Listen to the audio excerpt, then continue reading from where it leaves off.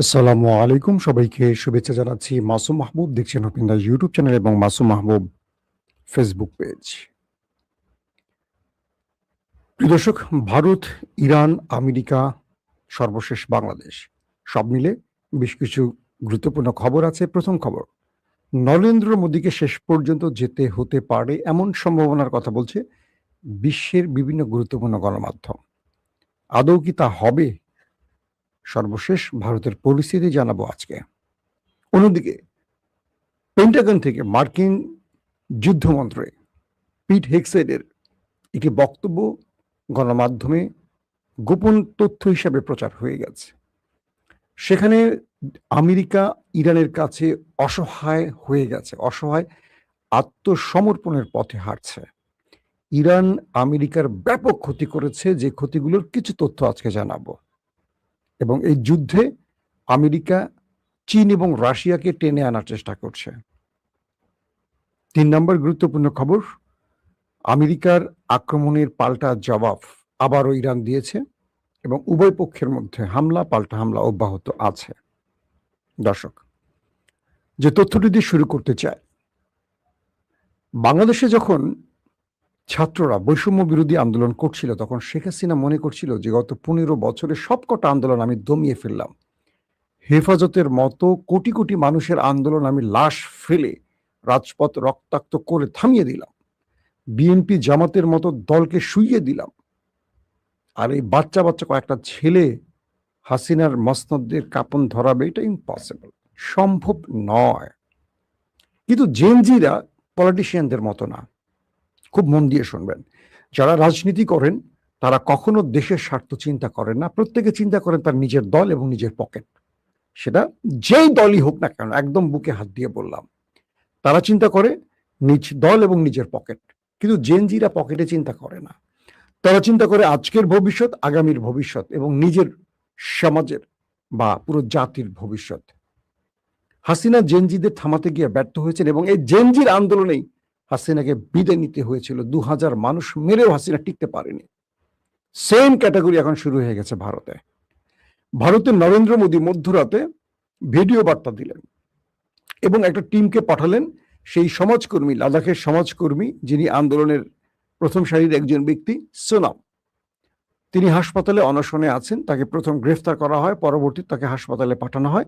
সেখানে তিনি দাবি আদায়ের জন্য অনশনে ছিলেন এবং নরেন্দ্র মোদী শিক্ষামন্ত্রী সহ আরো কয়েকজনকে পাঠিয়ে তার অনশন ভাঙান এবং নরেন্দ্র মোদী তাকে লিখিত আশ্বাস দেন দাবি মেনে নেয়ার, যার ফলে সেই সমাজকর্মী সোনাম তিনি তার অনশন ভাঙেন এবং আন্দোলন থামিয়ে দেওয়ার ঘোষণা করেন।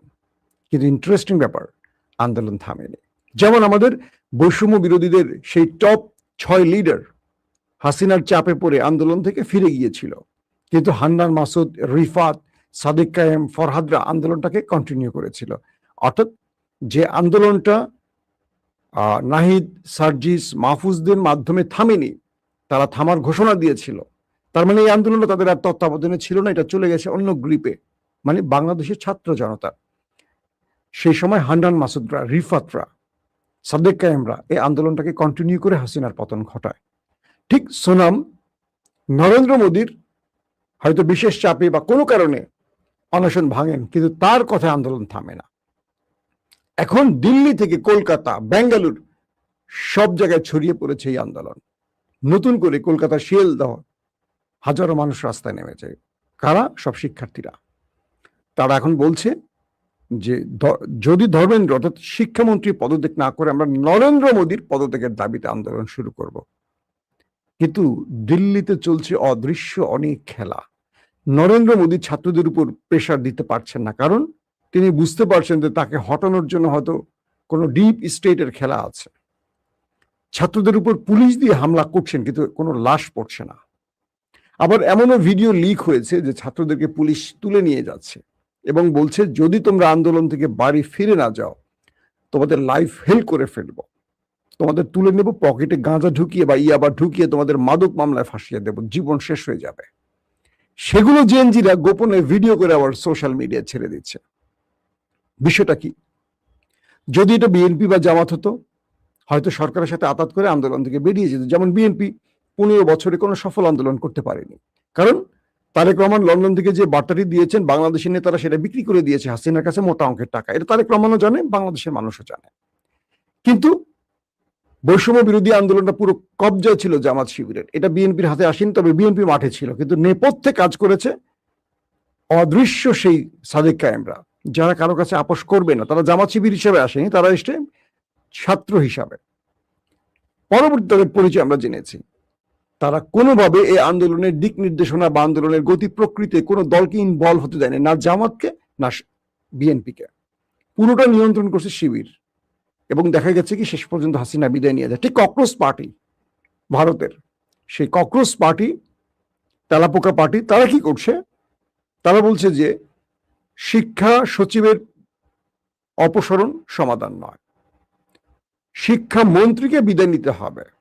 আপনি আমাকে আশ্বাস দিলেন মধ্যরাতে, মিস্টার মোদীকে বলছেন তারা, যে আপনারা আমাদেরকে যে আশ্বাস দিলেন মধ্যরাতে, এই মধ্যরাতের আশ্বাসে আমাদের চিরা ভিজবে না। আমরা যে দাবিগুলো করছি প্রত্যেকটাকে মেনে আপনি সেটা রাষ্ট্রের কনফার্ম করে আমাদের জানাতে হবে। শিক্ষামন্ত্রী বা নরেন্দ্র মোদী ছাত্রদের প্রতিনিধিকে ডাকলেন তাদের সেই বিলাসবহুল ফ্ল্যাটে, তারা গেলেন না। তারা কি বললেন? যেমন আমাদের বৈষম্য বিরোধী ছেলেদেরকে শেখ হাসিনা ডেকেছেন, তারা যায়নি। তাদের কাছে আরাফাত ছুটে এসেছিল, পলক ছুটে এসেছিল, শিক্ষামন্ত্রী নওফেল ছুটে এসেছিল, তারা যায়নি হাসিনার ডাকে। ঠিক ওখান থেকেই আন্দোলন বিজয়ের গল্প শুরু হয়, যখন যায় না। কারণ ওখানে গেলে যে অফারগুলো করা হয় সেখান থেকে কেউ ফিরে আসতে পারে না, স্বাভাবিক। আপনি একটা মামুলি ছেলে, আপনাকে যদি বলা হয় যে তোমাকে আমি 1000 কোটি টাকা দেবো, আপনি সামলাতে পারবেন? ইহজগতে আপনার 14 গোষ্ঠী 1000 কোটি টাকা দেখছে।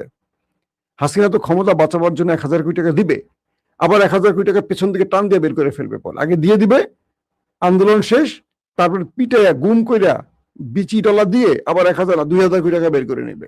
এইটাই রাজনীতি। তো যিনি ককরোচ পার্টির প্রধান, সেই যুবক বললেন যন্তর মন্তরে, মানে তাদের, আমাদের যেমন শাহবাগ, ওদের হলো যন্তর মন্তর, দিল্লির কোন অন্ধ ঘরের অন্ধকারে বন্ধ ঘরে, শব্দটা এরকম, কোন বিলাস বহুল ফ্ল্যাটে আলোচনা হবে না, যন্তর মন্তরে আসেন, হাজারো জনতার সামনে কি করতে চান সেটা আমাদের আশ্বাসের আলোকে জানান। কিন্তু কেউ আসতে রাজি নয়। মন্ত্রী সাহেব আসবেন গরমের মধ্যে, আগে বিএনপির রাজপথে ছিল, দেখেন না, একটা বোমা মারলে বা একটা পুলিশ কিছু করলে উঠে পড়ে দৌড়, এখন কেউ রাস্তা নামবে না। দেখেন কজন এমপি তার এলাকায় যায়, খোঁজ নেন যারা এমপি হয়ে গেছে, এমপি হওয়ার আগে কি আশ্বাস দিচ্ছে, এমপি হওয়ার পরে কি করে, বাংলাদেশি দেখেন। তো এই পরিস্থিতির মধ্যে ভারত এখন উত্তপ্ত হয়ে উঠছে এবং নরেন্দ্র মোদীর পদত্যাগের দাবি উঠতেছে। আস্তে আস্তে সারা ভারতে আন্দোলন ছড়িয়ে পড়ছে। আন্দোলন ক্রমান্বয়ে এখন বৃহৎ থেকে আরো বড় হচ্ছে। দর্শক, আমরা ভারতের সংবাদ আপাতত এখানে শেষ করতে চাই, কারণ মধ্যরাতে আরো আপডেট আসবে। আমরা একটু ইরান আমেরিকায় চলে যাই।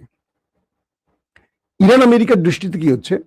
পেন্টাগন, মার্কিন যুক্তরাষ্ট্রের যেটা সেনাবাহিনীর মেইন অফিস, কার্যালয়, বাংলাদেশের যেমন ক্যান্টনমেন্ট, তো মার্কিন যুক্তরাষ্ট্রের পেন্টাগন হলো সামরিক বাহিনীর প্রধান সদর দপ্তর। এটার প্রধানকে পিট হেগসেট, তিনি হলেন যুদ্ধমন্ত্রী, প্রতিরক্ষা মন্ত্রী ধরেন। তার একটা বক্তব্য কয়েকটি মার্কিন গণমাধ্যমে প্রচার হচ্ছে রিপোর্ট আকারে। কি বলছে? তিনি বলছেন, পিট হেগসেট বলছেন যে আমরা ইরানের কাছে অসহায় হয়ে পড়েছি। তিনি বলছেন এই যুদ্ধে ইরানকে সহযোগিতা করছে ডিফেন্স ক্ষেত্রে চীন, আর টোটাল ডাটা বা তথ্য দিয়ে রাশিয়া। অর্থাৎ আমেরিকা রাশিয়া এবং চীনকে যুদ্ধে টেনে আনার প্ল্যান করছে। কি অভিযোগ করছেন পিট হেগসেট? বলছেন আমাদের কোথায় মিসাইল স্টোরেজ, এটা ইরানের জানার কথা না। মাটির কোন গভীরে বা কোথায় আমরা আমাদের মূল্যবান মিসাইলগুলোকে রেখেছি, এটা ইরান জানার কথা না। কিন্তু ইরান অনায়াসে সেখানে মিসাইল মেরে সকল মিসাইল স্টোরেজ আমাদের ধ্বংস করে দিচ্ছে, আমাদের মিসাইল শর্ট পড়ে যাচ্ছে। কি করে ইরান এই তথ্য পেল যে এখানে আমাদের মিসাইল গুলো আছে? এটা তো জানার কথাই না। তার মানে এই ডাটা রাশিয়া তাদেরকে দিচ্ছে, এটা আমেরিকার অভিযোগ। নাম্বার 2, তারা বলছে যে আমাদের সেনাবাহিনী কোন কোন জায়গায় ঘুমিয়ে আছে, কখন ঘুম থেকে উঠছে, কখন তারা মাঠে নামছে, কখন তারা সবাই একসাথে ঘুমোচ্ছে, বা কোন কোন ভবনগুলোতে তারা এই মুহূর্তে অবস্থান করছে, এই ডাটা ইরানের জানার কথা না, কিন্তু ইরান মিসাইল এবং ড্রোন হামলা করে আমাদের সবগুলো ভবন উড়িয়ে দিয়েছে। আমাদের অনেক সেনা ওপারে চলে গেছে। তারা বলছে, মানে পিট হেগসেট বলছেন, আমাদের প্রতিরক্ষা ব্যবস্থাকে আমরা এমন সংরক্ষিত জায়গায় রেখেছি সেটা ওরা ধ্বংস করে দিয়েছে, এবং আমাদের যে ডিফেন্স লেয়ারগুলো বা ডিফেন্স সিস্টেমগুলো ইরানের মিসাইল বা ড্রোনকে ভূপাতিত করার জন্য আমরা সাজিয়ে রেখেছি। দর্শক, আমি বহুক্ষণ চেষ্টা করছি, কোন একটা প্রবলেমে পুরো সিস্টেম অফ হয়ে গেছে। ইনশাল্লাহ আজ রাতে আমরা আবারও আসবো, আপনাদেরকে আর ওয়েট করাতে চাচ্ছি না। অনেকে বলছেন যে আপনি কথা বলে যাচ্ছেন, আমরা শুনতে পাচ্ছি। আমি আপনাদেরকে রাতে 10টা-11টার দিকে আরেকবার আসবো লাইভে।